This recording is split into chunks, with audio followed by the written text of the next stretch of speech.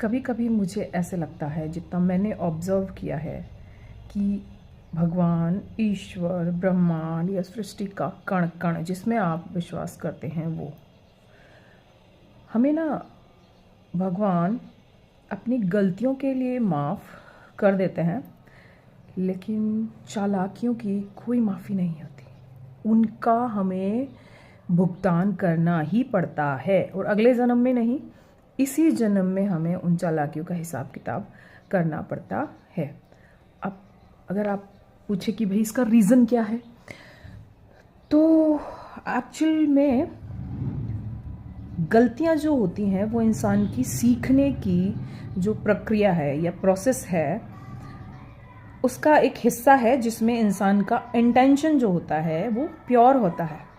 लेकिन चालाकियां जो होती हैं वो इंसान का वो रूप होता है, जिसमें इंसान अपने अंदर जहर पैदा करता है और उस जहर को ही बाहर फेंकता है और दूसरों के लिए गड्ढे खोदता है, दूसरों को नुकसान पहुंचाने का सोचता है।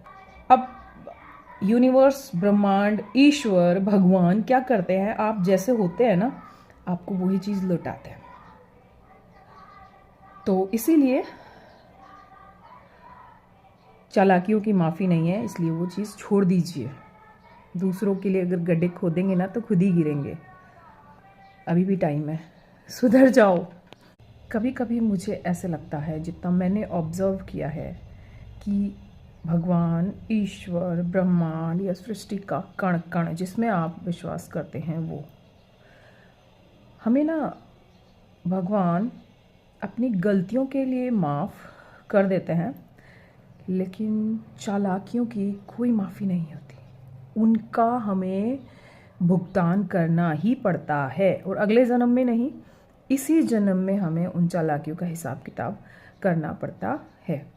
अब अगर आप पूछे कि भाई इसका रीज़न क्या है, तो एक्चुअल में गलतियां जो होती हैं वो इंसान की सीखने की जो प्रक्रिया है या प्रोसेस है, उसका एक हिस्सा है, जिसमें इंसान का इंटेंशन जो होता है वो प्योर होता है।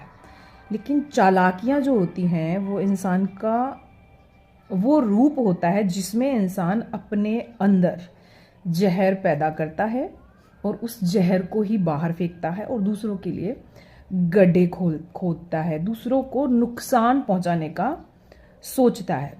अब यूनिवर्स, ब्रह्मांड, ईश्वर, भगवान क्या करते हैं, आप जैसे होते हैं ना, आपको वही चीज़ लौटाते हैं।